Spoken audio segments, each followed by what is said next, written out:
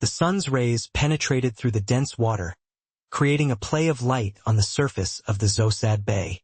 Mark Anderson, diving into the cold waters off the coast of British Columbia, had no idea that this ordinary September day would change his life.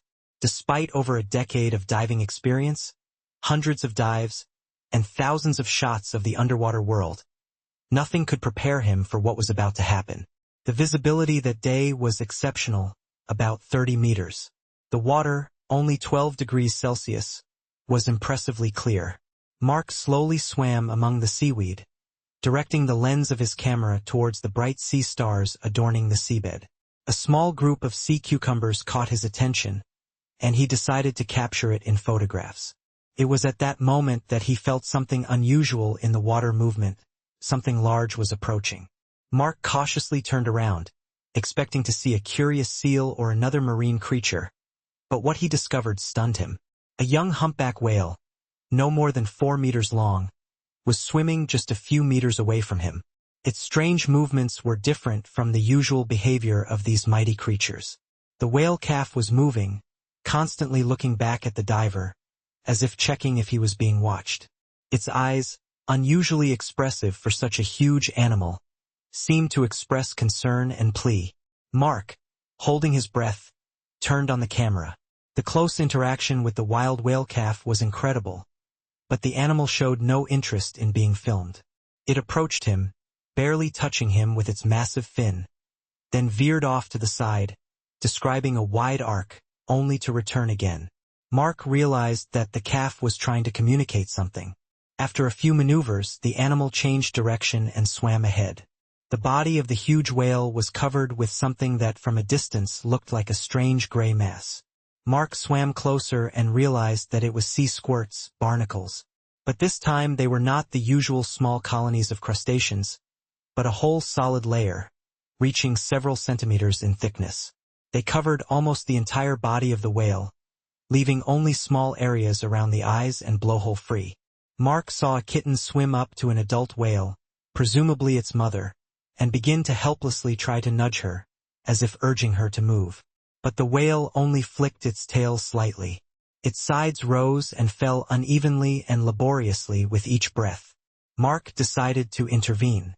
His hands trembled as he drew a titanium knife from his belt. He knew that the presence of barnacles on the whale could indicate serious health issues. Normally, whales have a strong immunity that prevents parasites from multiplying in such numbers. Carefully approaching the whale's body, Mark began removing the largest clusters of barnacles. It was a difficult and responsible task. He had to be careful not to damage the whale's skin, yet exert significant effort to get rid of the firmly attached parasites. The kitten did not stray far, staying nearby and making low sounds that carried underwater. Its mother moved little, only blinking occasionally and looking at Mark with her huge eye. After an arduous hour and a half of work, the diver managed to clear part of the whale's body from barnacles. But the task was enormous. Barnacles covered practically its entire body.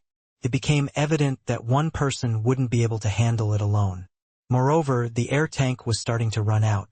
Mark quickly resurfaced, remembering the exact location. Upon returning to the boat, he urgently contacted the Marine Wildlife Rescue Service.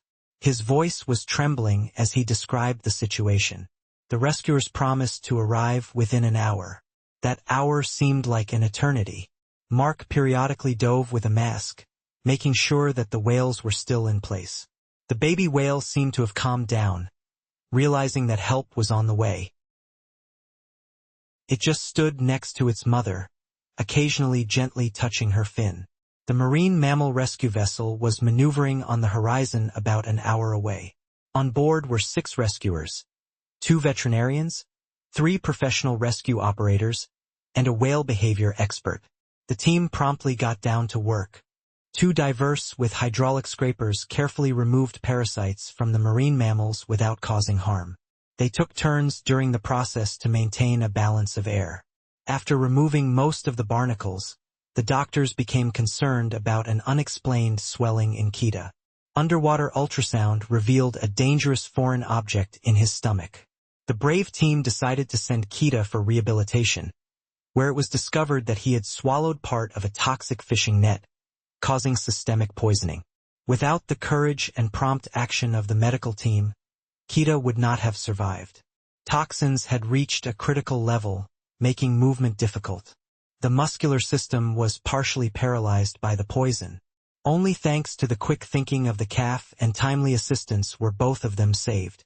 Mark carefully examined a piece of net under the microscope. Crystals of dangerous substances were clearly visible in the light of the laboratory lamp, woven into synthetic fibers. Such coatings had long been banned due to their extreme toxicity. Nevertheless, some manufacturers continued to use them, especially in countries with low environmental control. The calf and its mother spent 3 weeks in a state-of-the-art pool. While helping to care for them, Mark documented the recovery process on camera. The condition of the adult whale gradually improved. Wounds healed, toxins in the blood decreased, and appetite returned. The calf was always by its mother's side, surprising everyone with its loyalty and intelligence. When the whales were ready, they were released back into the ocean. It was a clear and warm day, and dozens of people gathered on the shore to witness this momentous occasion.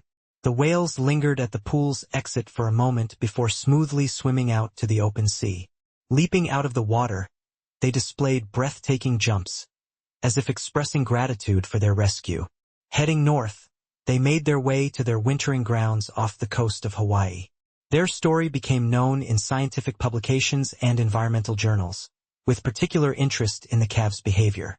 Mark continued to track the whales and rejoiced in their successful return to nature. Mark, who had become a regular visitor to the area, where he hoped to meet his old friends again, noticed the weekend fountains soaring up from the smooth water. Approaching them on a boat, he recognized the familiar face of a mother and her calf, returning to their usual spots for summer hunting. The 2 whales looked magnificent, full of energy and health. There were hardly any signs of suffering on the female, only a thin scar line on her side serving as a reminder of past challenges. They spent almost an hour near Mark's boat, posing for the cameras like models.